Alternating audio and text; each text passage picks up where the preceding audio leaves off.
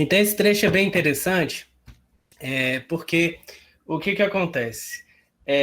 Assim como nós já vimos em várias passagens aqui do livro de Isaías, nós vemos que, deixa eu minimizar aqui, nós vemos aqui que Isaías ele sempre está fazendo esse tratamento dual.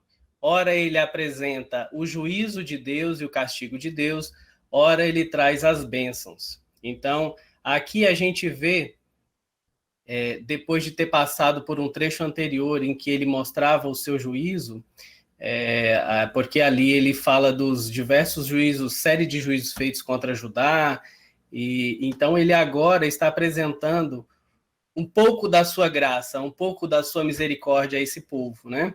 E o trecho, e os dois trechos que nós iremos estudar, tanto hoje quanto no próximo domingo, que serei eu também, eu que estarei com os irmãos tratando desse texto, são duas sessões. Primeiro esse que vai de 18 a 26, e depois o que vai de 27 a 33. A gente pode tratá-los como se fosse uma unidade, só que a gente divide em duas partes, né? Então, foi bem propício eu estar ministrando essas duas lições, porque a gente tem a oportunidade de tratar o capítulo e verificar essas duas situações. Então, originalmente, talvez elas tenham sido separadas, mas elas são partes de um todo, de um mesmo trecho, ou seja, de 18 até 33. Então, na primeira parte, a gente vê uma série de feitos em Judá, aos quais acabaram por serem apresentados ali os juízos de Deus e também a sua graça. E na segunda parte, que é essa que nós estudaremos depois, nós vamos ver a festa de louvor, né, na qual os participantes estão ali usufruindo de tudo aquilo que Deus fez por eles, né, inclusive com relação aos inimigos do povo. Então a gente vai ter a oportunidade de ver isso mais na frente. Com relação ao estilo literário, isso é sempre interessante, porque parte de Isaías, ora ele é escrito em prosa e ora ele é escrito em verso, e isso traz sempre um contraste. E a gente pode ver aqui que os versículos que nós vamos estudar agora, eles estão em prosa, e os versículos que nós vamos estudar mais à frente, que exatamente trazem esse contraste, eles estarão em poesia. E o versículo 18, que é esse versículo que nós começamos a estudar aqui, ele está exatamente como sendo intermediário, ele está ali como poesia. Então, ele separa a parte de transição, que foi ali, ele faz uma transição entre até o versículo 17, que nós tivemos a oportunidade de estudar com o irmão Henrique, né, domingo passado. Então, ali, Deus trazendo por meio de Isaías várias advertências ao povo, né, várias possibilidades de juízo àquele povo, e agora, nesse trecho, que se inicia a partir do 19, porque o 18 nos faz uma transição aqui, ele vai falar de consolo, ele vai falar de esperança, e essa mudança de ritmo, ou essa mudança de tom de Isaías, como a gente já falou, já é bem típico, está em grande parte do livro de Isaías, e é uma característica do livro. Então, a gente, antes de entrar propriamente dito aqui no estudo de cada versículo, a gente pode ver que poderíamos dividir esse relato aqui, esse segmento, em três grandes partes. A primeira seria dos versículos 19 a 21, em que os judeus vão perceber exatamente a situação em que eles estão, vão perceber as misericórdias de Deus, vão perceber as bênçãos de Deus. Então, a gente vai ver isso nos versículos, entre os versículos 19 e 21. Nós vamos ver no versículo 22, os hebreus, então, ali, abandonando a idolatria. E abandonando por quê? Porque eles perceberam que os deuses a que eles estavam servindo não iriam suprir as suas necessidades. A gente sabe que o povo de Deus estava sendo castigado ali, em grande parte por causa de sua idolatria. E nesse trecho que nós vamos estudar aqui, a gente percebe o povo, os judeus, percebendo a situação em que estavam e abandonando essa idolatria que os fazia pecar. Por quê? Porque, na verdade, eles tentavam suprir as suas necessidades buscando esses falsos deuses, né? E, por último, Deus mostra, a partir do versículo 23 a 26, Deus mostra que ele mesmo é que vai suprir essas necessidades do seu povo, essas necessidades que tanto eles buscavam em falsos deuses, em outros deuses. Deus mostra a eles que é Deus verdadeiramente que vai suprir essas necessidades. Tá aí esse trecho para os irmãos verem aí um pouquinho, numa tela um pouquinho maior. E aí nós podemos ler a partir do versículo 18, que é o versículo que traz a transição entre a passagem que foi estudada no domingo passado, que era Deus falando sobre os seus juízos, o que iria acontecer com aquele povo desobediente, e o versículo traz essa transição, o versículo 18. Então a gente pode até dar um título para isso, né? A bem-aventurança no final da espera, o versículo 18. Por isso o Senhor espera para ter misericórdia de vocês e se levanta para compadecer de vocês, porque o Senhor é Deus de justiça e bem-aventurados todos os que nele esperam. Então a ideia aqui é que a angústia que acaba de ser descrita na passagem que nós estudamos, na passagem anterior, ela foi uma obra do próprio Deus. Foi Deus quem trouxe o juízo para o seu povo, e é exatamente por isso, por ele ser o operador desse juízo contra o povo, que a razão disso era o próprio pecado do seu povo, isso torna-se razão para ele preparar esse povo para a redenção, né? Ele vai preparando esse povo. É como se ele visse os juízos que ele lançou sobre aquele povo, ele agora tem misericórdia desse povo, ele espera por trazer misericórdia para esse povo, e ele diz, serão bem-aventurados todos os que esperam nisso. Por quê? Porque Deus é um Deus de justiça. E aqui essa justiça tem um significado realmente de redenção. Redenção mediante o qual seus inimigos e os inimigos do povo de Israel serão destruídos, e também justiça e redenção para aqueles que são piedosos, aqueles que são puros, aqueles que serão libertos, aqueles que realmente esperam confiantemente no Senhor. Então a gente tem essa dicotomia aqui. Então Deus mesmo está no aguardo para prover misericórdia ao seu povo, porque o nosso Deus é um Deus misericordioso, ele traz os seus juízos, mas ele entende também que o povo vai passar por esses juízos e eles têm um objetivo didático, que é entender que eles estão em pecado, serem castigados por isso, porque Deus não tira as consequências, mesmo o povo muitas vezes se arrependendo, Deus não tira as consequências do pecado desse povo, muitas vezes eles continuam sofrendo por ali um pouco, né? Mas no final, Deus os tornará bem-aventurados, né? Será misericordioso para com eles. Todo mundo me ouvindo? Ok? Tudo certinho? Na segunda parte, nós vemos aí no versículo 19, o conforto e o cuidado depois das lágrimas, porque o povo habitará em Sião, em Jerusalém. Vocês vão chorar mais, ele certamente se compadecerá ao ouvir o clamor de vocês, e ouvindo, lhes responderá. Então aqui nós vemos essa repetição, e o hebraico ele tem muito essa característica de você ficar repetindo as ideias. Às vezes você fala uma frase ou fala algum conjunto de palavras e depois você repete com palavras sinônimas para reforçar. Então aqui é exatamente o caso, ele repete, porque o povo habitará em Sião, em Jerusalém. Olha, é a mesma região. Então, Deus aqui, por meio de Isaías, está fazendo essa repetição de maneira proposital. Ela tem o objetivo de enfatizar o cumprimento dessa promessa. Então, aquilo que Deus cumpriu, de fato, aliás, aquilo que Deus prometeu, de fato, ele vai cumprir. E ele continua falando, você não vai mais chorar.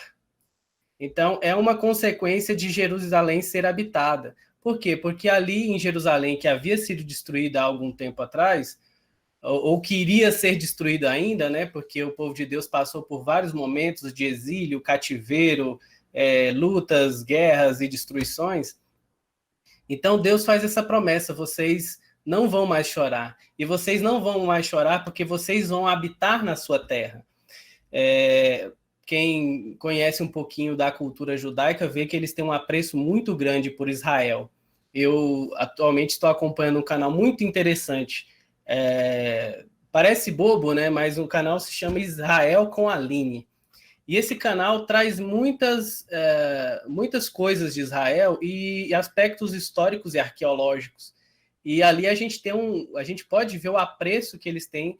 Claro, né? Tem o problema do Messias, mas eles veem a questão da terra deles como algo muito importante, como um presente de Deus realmente. E eles fazem tudo para estar ali e para tornar aquele lugar o melhor possível. Então, quando a gente lê um trecho desse, em que nós vemos Deus prometendo Jerusalém e Sião para o seu povo, nós vemos que eles têm realmente amor por aquele lugar. Então, essa lição foi aprendida, né? Essa lição está ali. E eles serão felizes, como diz a promessa, não vão mais chorar, porque aquele vazio que estava ali, o vazio da destruição e da opressão, do exílio, vai terminar. Tudo que era estéril vai se tornar fértil, e a gente vai ver isso mais na frente do nosso texto. Continuando aqui, no versículo 20.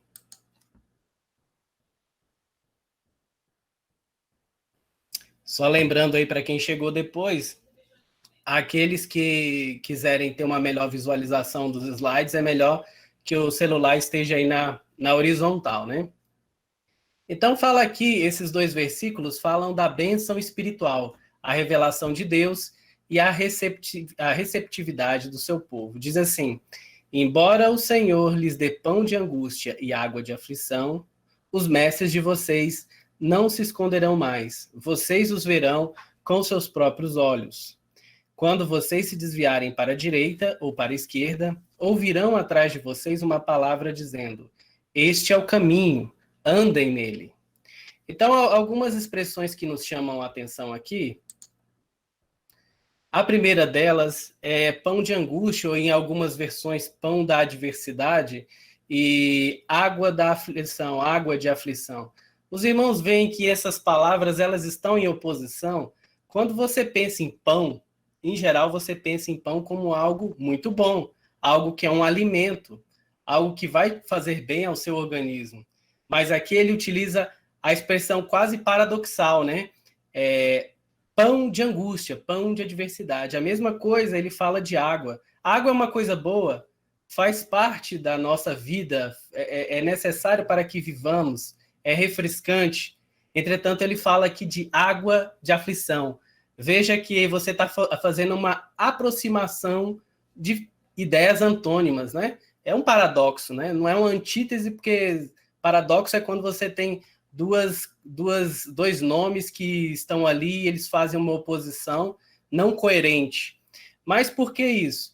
E a gente vai ver que nos versículos 23 e 24 existe uma contraposição das ideias, porque aqui a gente fala de uma situação ruim, que é o pão de angústia e água de aflição, e lá na frente a gente vai falar de abundância de alimentos, né?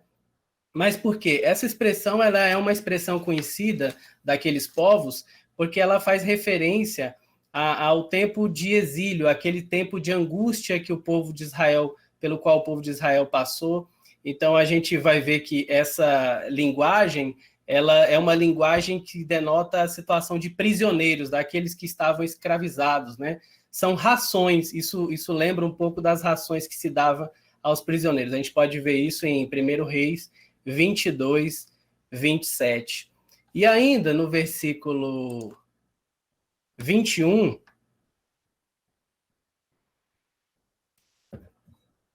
antes do versículo 21, a gente pode falar um pouquinho sobre essa figura dos mestres.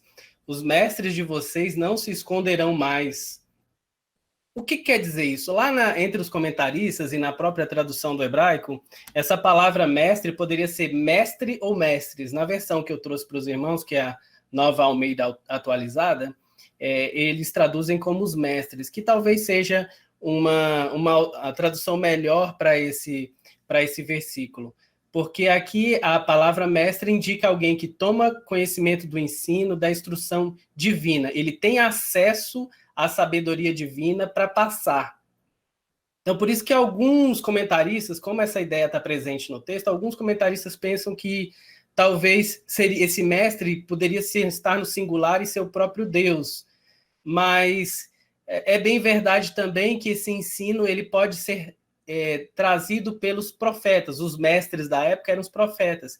Então, o grande mestre, que é Deus, ele vai e instrui os seus mestres com letra minúscula, se assim a gente pode dizer, e esses mestres com letra minúscula, que em ocasião seriam os profetas, eles teriam essa função de ensinar o seu povo, porque o texto diz que os mestres de vocês não se esconderão mais. Traz uma ideia aqui de que talvez durante um certo tempo o povo de Deus não tivesse a palavra de Deus ali tão fácil para que eles pudessem ouvir. Aqueles mestres ou os profetas não estavam ali para trazer a voz de Deus, né? Para dizer assim diz o Senhor. Então agora Deus está fazendo uma promessa. Olha, os mestres agora de vocês não se esconderão mais. Então agora vocês terão profetas, vocês terão mestres, vocês terão aquele que trará a palavra a vocês. Então, talvez por isso, mestres no plural e com letra minúscula. Mas a gente vai ver que lá no versículo 22, quando nós temos o seguinte, aliás, versículo 21, quando vocês se desviarem para a direita ou para a esquerda, ouvirão atrás de vocês uma palavra dizendo, este é o caminho, andem nele. Não sei se os irmãos percebem, mas no versículo anterior a gente poderia falar de mestres, ou seja, alguém que tinha acesso ao conhecimento divino, que era a voz de Deus, ou seja, estamos falando de profetas, instruindo seu povo.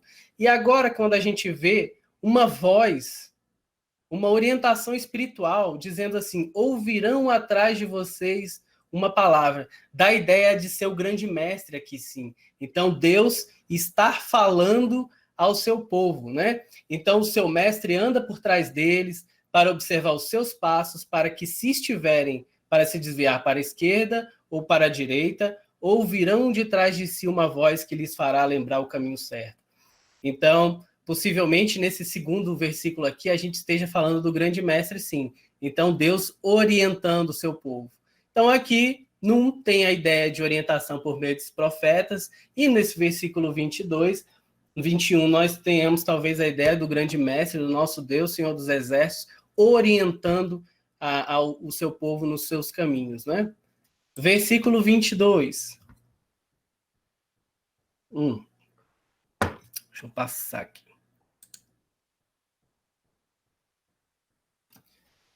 Então, nós vemos aí a resposta do povo, o abandono da falsa religião. Vocês tratarão como impuras as imagens esculpidas, cobertas de prata, e as imagens de fundição revestidas de ouro. Vocês as jogarão fora como coisa impura e dirão a cada uma delas, fora daqui.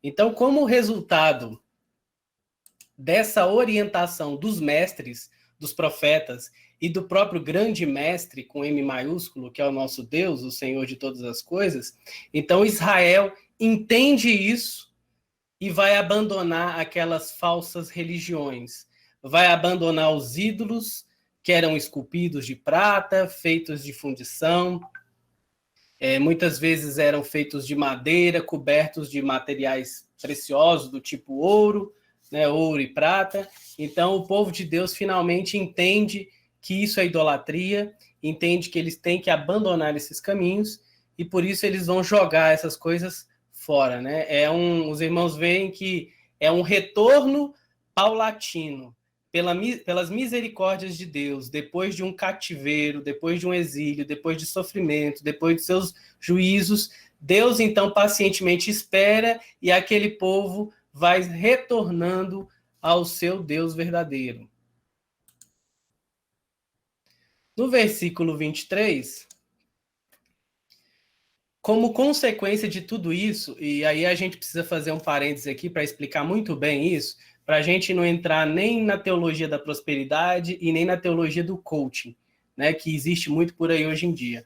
Então, primeiro a gente tem que ter um entendimento de que, naquela época, Israel era nação. Não era só um povo religioso, não é só, digamos assim, a igreja de Deus daquela época, mas era também uma nação teocrática. Deus estava dirigindo diretamente os passos do seu povo por meio de seus profetas, né? Por meio dos seus juízes, daquele quem deveria trazer a palavra de Deus.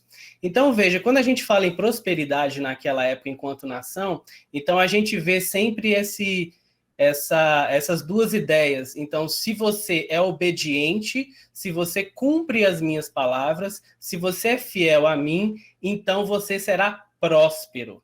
Veja que a prosperidade aqui é enquanto nação. Então, a nação de Israel vai poder ter uma nação, um lugar onde está, ela vai ser próspera ali na agricultura, na pecuária, vai ser próspera com relação às suas guerras e conflitos com os povos que estão ao seu redor. Então, quando Deus traz essa palavra ao povo de Israel, ao povo de Judá ali, o foco aqui é enquanto nação.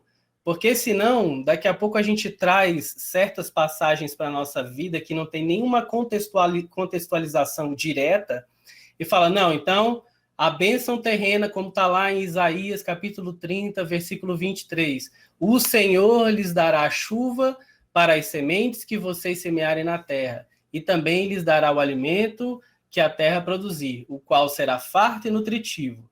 Naquele dia o gado de vocês pastará em lugares espaçosos.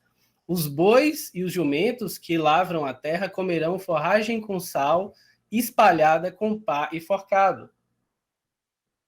Então, se os irmãos bem observam, nessa passagem, o Senhor está trazendo uma bênção de prosperidade para aquele povo. Então, nós vemos uma bênção terrena, física, realmente. Então, aquele povo, para aquele povo que foi fiel, que se tornou fiel, então nós veremos agora as bênçãos de Deus, e aqui ele se concentrou nas bênçãos sobre o formato de agricultura, né? Porque, se os irmãos bem lembram, o povo de Israel era um povo de agricultura e pastoreio, né? Inclusive, eles eram conhecidos por isso, né? Curiosidade, os egípcios, eles tinham uma certa discriminação para com os hebreus naquela época, os egípcios, quando eles estavam no exílio, porque eles eram pastores. Isso era visto pelos egípcios como uma atividade menor. Ser pastor de ovelha era uma coisa assim, muito... Não, esse povo é um povo pastoril, é um povo que trabalha com ovelha. Eles tinham isso com um certo preconceito, né? Mas isso era bênção, né? Na verdade, Deus está trazendo aqui e falando por meio de Isaías, aqui no versículo 26, que Deus lhe daria chuva. E os ídolos, uma coisa bem interessante, os ídolos, muito naquela época, eles eram adorados pela sua capacidade de prover alimento. Então, ali a gente estava falando de pecuária, de agricultura. Então, os hebreus, muitas vezes, eram seduzidos pelos falsos ídolos, porque eles estavam pensando exatamente nisso aqui, nessa prosperidade, nessa fertilidade da terra, na fecundidade dos seus rebanhos.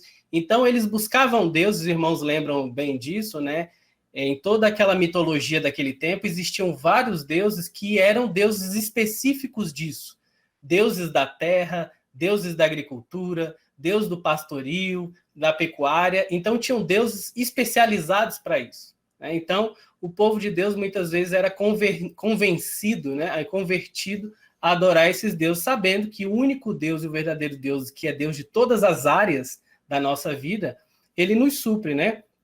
Então, eles tinham muitas vezes essa queda por esses falsos deuses, porque aqui, ó, uma atividade que era tão importante para aquele povo era suprida, ou deveria ser suprida por esses falsos deuses. Mas Deus mesmo diz que quem faz tudo isso é ele, né?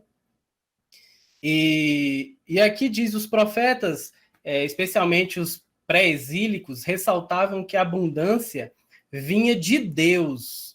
E olhar para um ídolo pelo que Deus provia era, de fato, se privar dessa abundância e trazer a ira de Deus. Então, muito dos problemas dele é exatamente isso.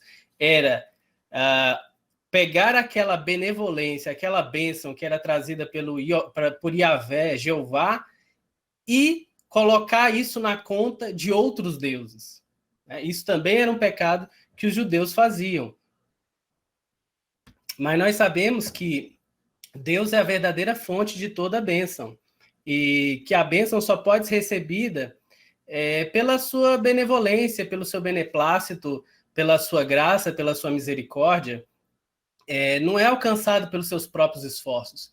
Então, essas bênçãos aqui que Deus estaria trazendo para esse povo, nada tinham a ver com a competência daquele povo em serem excelentes agricultores, lavradores, pecuaristas, nada disso, bons pastores.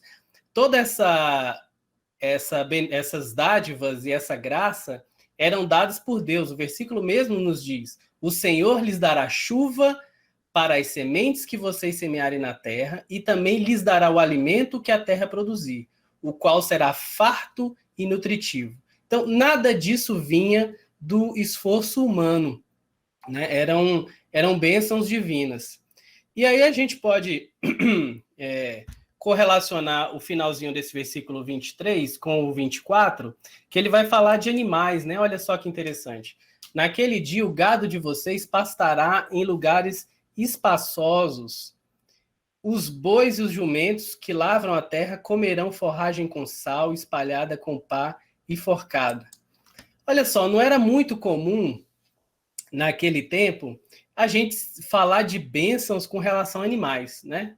Sempre foi muito claro Deus falando das suas bênçãos para com o seu povo, para com pessoas, para com o ser humano.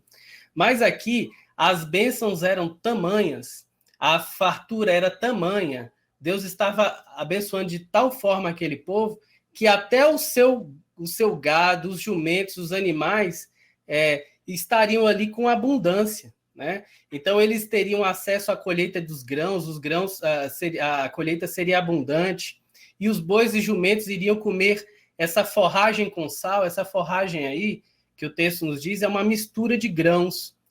Vejam só, então, a fartura é tão grande que eles pegavam dos grãos que iam alimentar o povo, sobrava tanto que eles iam pegar essa forragem, misturavam com sal, espalhavam ali, e o gado poderia ter acesso àquilo. Então, isso testifica realmente a abundância que aquele povo teria debaixo das mãos do Senhor, né? Então, agora a gente tem que pensar num aspecto que não é só da abundância do ponto de vista material. E é claro, o texto deixa isso bem claro, que eles estavam tendo ali abundância do ponto de vista material, físico, com certeza. Mas muito mais do que essa abundância de alimentos e de condições físicas ali, eles estavam tendo a cobertura do verdadeiro Deus. Era Deus que estava provendo tudo aquilo, protegendo o seu povo, orientando o seu povo, de certa forma protegendo dos povos que estariam ali contra eles, do cativeiro. Então, estaria uma proteção espiritual também, uma cobertura espiritual para aquele povo. Então, a gente vê textos assim de prosperidade física, mas a gente tem que dar um passo atrás e olhar também a questão espiritual, né, que estava por trás de tudo isso que o profeta está nos trazendo. Aí no versículo 25, nós temos o seguinte: água abundante no dia da vitória. No dia do grande massacre, quando caírem as torres, haverá ribeiros e correntes de água em todos os montes altos e em todas as colinas elevadas. Então, os irmãos, vejam aqui o seguinte: ele começa no dia do grande massacre. Isso é uma expressão um pouco forte, né? Alguns comentaristas trazem, os irmãos já devem ter visto, eu mesmo já ministrei algumas lições, em que o profeta Isaías usa a expressão naquele dia, naqueles dias. Então, me parece o dia do juízo, né? Aquele dia final. E aqui parece sim também essa expressão como sendo o dia do Senhor, né? Ela tem relação com o dia do Senhor. Como isso se dá, a gente não entende bem, porque como Isaías ele tem algo messiânico, algo profético muito para frente, às vezes, em algumas passagens, então a gente fica meio sem entender em que ocasião será isso, mas que dia do grande massacre será esse, que dia do Senhor, ou naquele dia, quando será isso? Nós sabemos que é para uma época futura, mas não temos ideia, não temos como mensurar quando vai ser isso, certo? Só que seria equivalente ao dia do Senhor. Nós vemos também essa expressão aí muito forte, quando caírem as torres. Os irmãos sabem que naquele tempo havia fortificações, fortalezas, muros, né? Existiam cidades que, inclusive, tinham muros duplos, né? Tinha um muro externo, aí um gapzinho entre eles, né? Um espaço entre eles, tinha um muro interno, e muitas vezes ao redor vocês tinham toda uma barricada ao redor daqueles muros. Então, e torres que ficavam ali. O que eram essas torres? Essas torres eram pontos mais altos nos muros, em que os vigilantes e sentinelas poderiam dali ver de longa distância, né, conseguiriam verificar se inimigos estariam vindo. E quanto mais torres, isso aqui é interessante, quanto mais torres aquela fortaleza, aquela muralha tinha, mais aquilo demonstrava, olha, nós estamos bem preparados, nós somos fortificados, nós estamos preparados para aquilo que vier, certo? Então, quando o profeta Isaías diz aqui que no dia do grande massacre, quando caírem as torres, quer dizer o seguinte, Deus ia trazer juízo para com aquelas nações, e aqui eram os grandes impérios que existiam naquela época, né? Babilônia, Assíria, talvez até o próprio Egito. Então, a ideia aqui é que, olha, mesmo esses grandes impérios dos poderes da antiguidade, né? Impérios muito poderosos da antiguidade, mesmo eles, com as suas torres, um dia vão cair. Né? Naquele dia, no dia do grande massacre, essas torres vão cair, essas muralhas vão cair. E aqui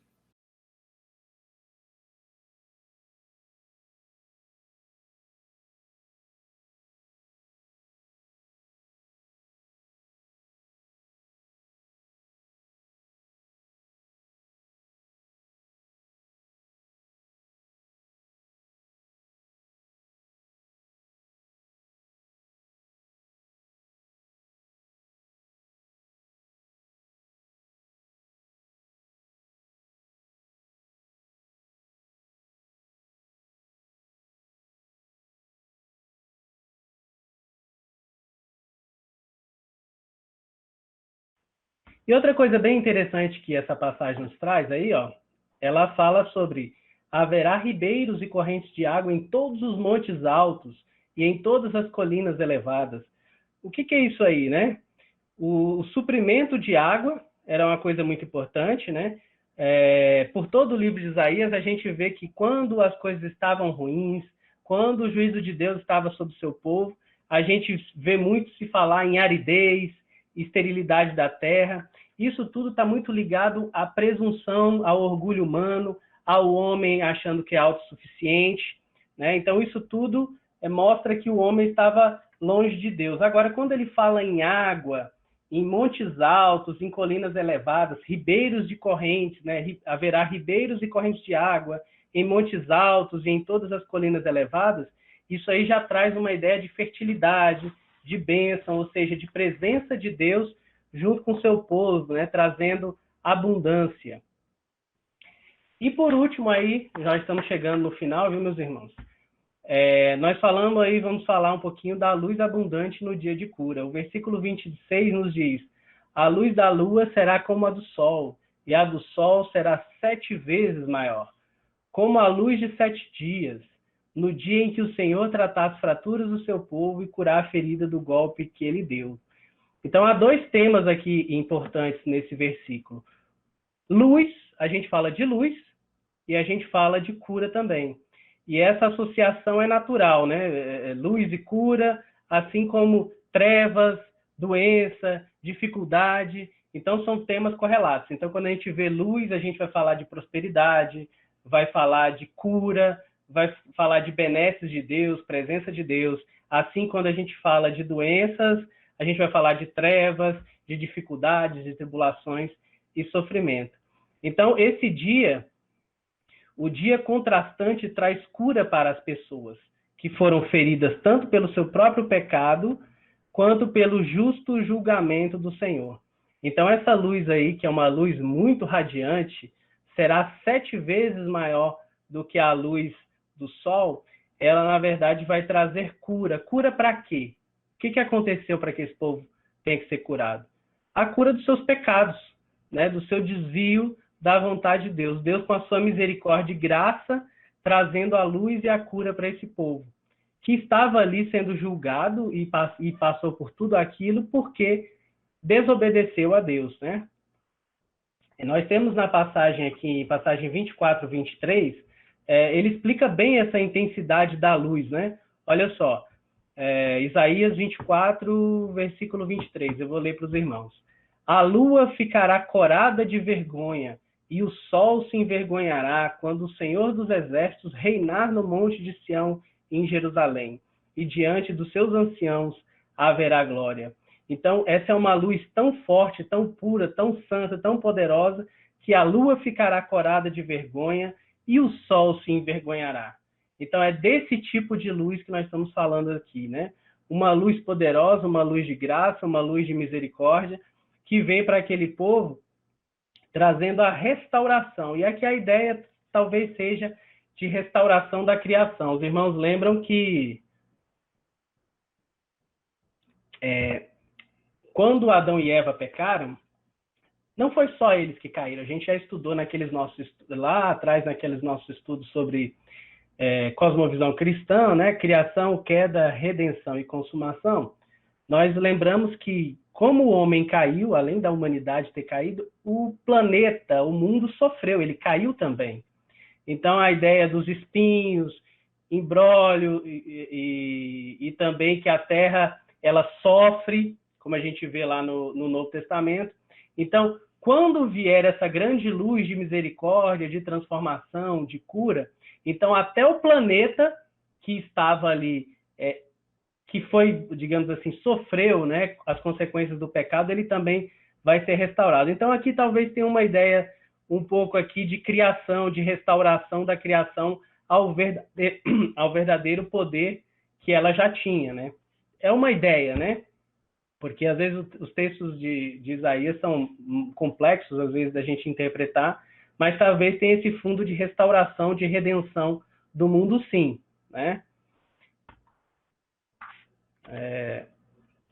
Aí aqui, como considerações finais que eu gostaria de deixar com os irmãos, queria só relembrar algumas coisas. A primeira delas é o seguinte: Deus é justo. Ele é justo e por ele ser justo, deixar aqui maior para os irmãos conseguirem enxergar, Deus é justo e exatamente porque ele é justo, ele exerce seus juízos sobre o seu povo que é pecador. E um povo pecador que está diante da sua vontade. Então, como ele é o nosso Criador, como ele é nosso sustentador, como ele é nosso Pai, ele tem direito, sim, soberano, de exercer essa justiça sobre nós, sobre esse juízo sobre nós, mas existe um motivo para isso. Quando Deus nos traz juízo, ele nos traz, mas sabendo que ele é misericordioso, que ele é tardio em irar-se, e ele é paciente. O próprio texto nos diz que ele é paciente, ele fica aguardando o arrependimento sincero do seu povo.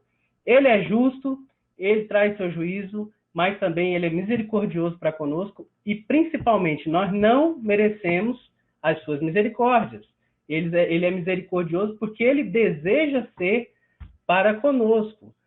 Como os irmãos bem já sabem, nós todos deveríamos estar caminhando para o inferno dando glória a Deus. Esse era o nosso destino final, né? Mas Deus foi misericordioso, mandou o seu Filho, e aqui no caso, ele traz os seus profetas para o seu povo, para que esse povo retome os caminhos do Senhor, abandone os seus ídolos, e vejam, naquele tempo, eles eram um povo agricultor pastoril, então era agricultura e pecuária.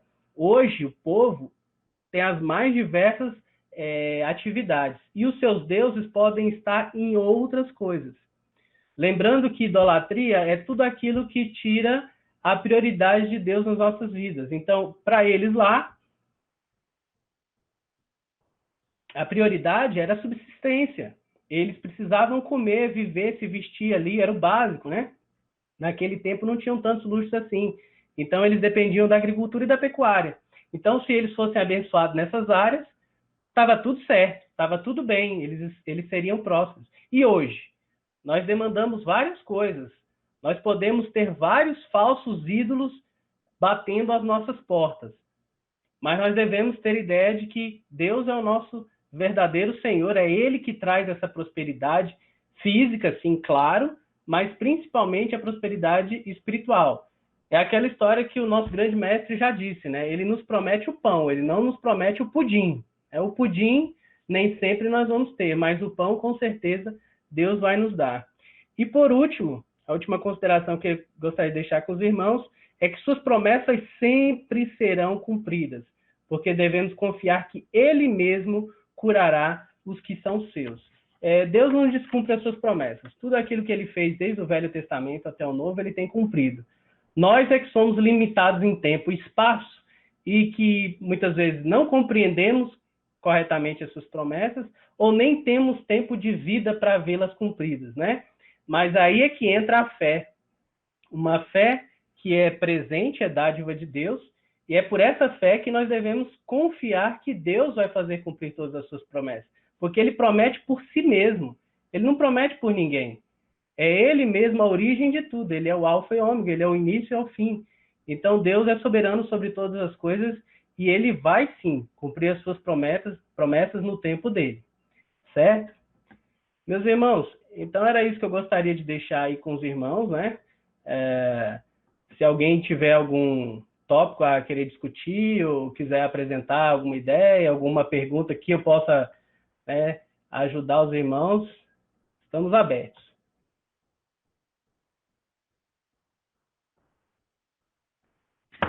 Eu queria fazer só uma consideração, né? Porque o povo de Deus daquela época, eles tinham um privilégio muito grande de receber a palavra diretamente de Deus, né? Ou do profeta de Deus. E eles tinham promessas bem específicas, né? Apesar de que a gente pode ver essas promessas e como povo de Deus ter esperanças, né, de que Deus irá nos abençoar, né? Mas havia coisas bem específicas, né, em relação, por exemplo, ao gado, aos animais, né, que as suas colheitas seriam fartas, né. É muito bom, assim, a gente ter esperança na bênção de Deus, né. A gente hoje é pego de surpresa, né, no sentido de que hoje não existe um profeta que fala, olha, eis que te digo que vocês não passarão mais por racionamento, porque as barragens transbordarão, né. Não tem isso, né? Todo mundo lembra que o DF passou por um racionamento que foi um transtorno para muita gente, né? Mas Deus abençoa da mesma forma, né? Não tem um profeta falando isso para a gente, mas a gente é pego de surpresa e sabe que é Deus, né? Por exemplo, esse ano choveu bastante nos primeiros meses e as barragens transbordaram, né? Então, esse fato de ter chovido no início do ano encheu tantas barragens, né? Encheu tantos reservatórios de água que aqui não vai servir para o ano todo, né? Então a gente não vai precisar mais de racionamento de água, né? E a gente sabe que essas coisas são Deus, né? Não fazem essas coisas são Deus. E outras coisas na nossa vida, né? Então, confiar em Deus e confiar nas suas promessas, né? É muito importante, conforta o nosso coração, né? É bom escutar que Deus tem pra gente bênção, né? Todo mundo gosta, né, de bênção. E, assim, conforta o nosso coração e aumenta mais a nossa confiança em Deus, né?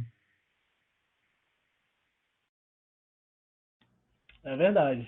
Com certeza, Deus está na história, né? Controlando a sua história, trazendo os recursos necessários, né, à nossa vida, seja no passado, seja no momento que nós vivemos, e a gente tem que ter essa confiança, né? A fé é um dom de Deus para isso, né? Ele mesmo nos deu para que a gente possa confiar. Mais alguém? Fala um pouquinho mais aí sobre o coaching, a teologia coach. Eu falar? Tá bom. Não, teologia coach é o seguinte, é uma evolução da teologia da prosperidade, né? Teologia da prosperidade, ela tem aquela figura da barganha, né? Então, se eu faço alguma coisa para Deus, eu dou minha oferta, eu dou meu carro, eu dou minha casa, eu vendo tudo que eu tenho, Deus vai me abençoar mais que proporcionalmente. Ele, além de me restabelecer tudo aquilo que eu tinha, restitui, eu quero de volta o que é meu, né? Mas que era seu era inferno, né? Então, se você pedir para restituir, era isso que você vai ganhar, um inferno. Mas a teologia da prosperidade tem esse viés de barganha com Deus. Então, eu dou e Deus vai me dar. A teologia do coaching é uma coisa que eu acho até mais inteligente do ponto de vista da propaganda do marketing, porque eles já passaram para aquela situação assim, do antropocentrismo, né? Não estou me preocupando só com as riquezas, eu estou me preocupando comigo mesmo. Então, Deus vai me abençoar, aí entra no caráter psicológico, né? Aí tem esse caráter psicológico, que você é o centro das coisas, né? Você é o centro de Deus, Deus vai te abençoar porque você é filho dele, e aí colocando, alguns dizendo até que nós temos o mesmo patamar de Jesus Cristo. Eu já vi umas heresias do tipo. Então, não ouçam David Leonardo, quem mais? Tiago Brunet, esses caras aí são tem a trilogia herege da teologia do coaching. Então, basicamente é isso. Você é importante para Deus, você vai conseguir fazer as coisas porque Deus está ao seu lado, Deus está sempre olhando para você, mas veja que não é olhando para você no sentido correto, bíblico, né? É olhando porque você é mais importante que todas as coisas, você tem o mesmo valor de Jesus Cristo. Aí alguns eu já ouvi até falando que a Bíblia ela está errada porque assim, a gente tem que pegar só as passagens que Jesus falou. Aquilo que Jesus falou é o que de fato é. O resto é muita coisa que colocaram na Bíblia que não tem a ver. Então, se a gente seguir exatamente só o que Jesus disse, está certo. Aí eu me pergunto por que Deus nos deixou 66 livros, né? Porque se fosse só João 3,16, não precisava de Bíblia, né? A gente deixava para lá e não ia estudar a história do povo de Deus, o que eles fizeram de errado, a justiça de Deus e as misericórdias de Deus mesmo com o povo. Porque a gente não pode se enganar, os pecados de antigamente são os mesmos pecados de hoje, só os ídolos que são diferentes, ou às vezes nem são diferentes, né? Mas os ídolos têm uma nova roupagem, né? Então, a teologia do coach é isso aí, é o antropocentrismo, o hedonismo, é você viver a sua vida do seu jeito, porque Deus também vai te perdoar, porque Ele te ama. Então, você pode viver conforme você deseja. O importante é ter Deus no coração, aquela história, né? Então, tá tudo certo.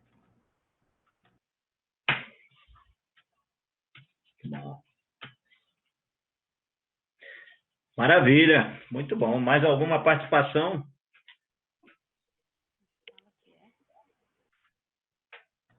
Se tiver, então, estamos aí. David Leonardo, Tiago Brunelli, como é que é? Tiago Brunet, e tem mais um que eu esqueço.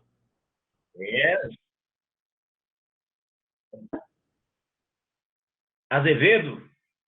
Alguém lembra aí qual é o terceiro? Vitor Azevedo? Manda aí no grupo.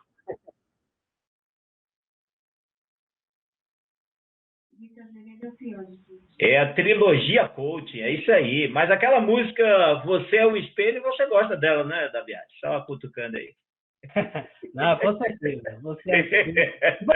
É um excelente exemplo disso aí, né? Do antropocentrismo, de Deus sendo o centro. Você é mais precioso que o ouro de Ofir. O cara não foi na passagem para ver o que ele estava falando de ouro de Ofir.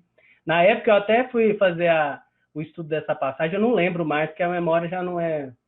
Mas absolutamente não tem nada a ver, ele não está fazendo uma comparação do homem sendo o ouro de Ofir, não tem nada a ver com aquela história. Então, as heresias de sempre, né?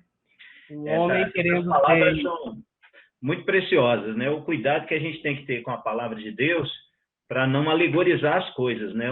O texto, dentro do seu contexto, vai trazer um ensino que edifica e faz a gente se fortalecer na fé.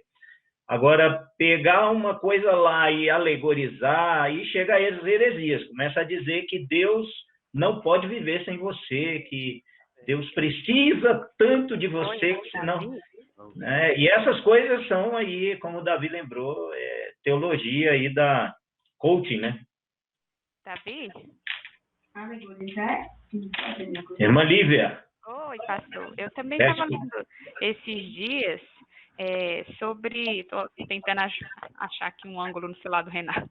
Estava lendo esses dias também sobre um conceito de hipergraça.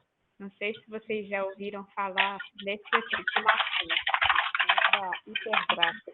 Mas, basicamente, você viver sem dar valor àquilo que gerou a graça de Deus sobre você. Então, são pessoas que, eu já sou salvo, a graça de Deus... Olha o conceito, as ideias, né? A graça de Deus veio sobre mim, então eu não tenho responsabilidade sobre essa graça que por mim foi derramada, né? Eu posso viver de maneira inconsequente, repreensível, parecido, então, com uma pessoa que nunca recebeu essa graça, porque ela é tão abundante que ela vai superar todas essas minhas condutas, né? Todas essas minhas formas de vida. E aí eu entendo que é uma pessoa que, de fato, não entendeu qual é o conceito da graça, né? Então, a gente vive assim, dias muito difíceis em relação ao estudo do Evangelho e o entendimento do que é a graça de Deus, né? Que não foi de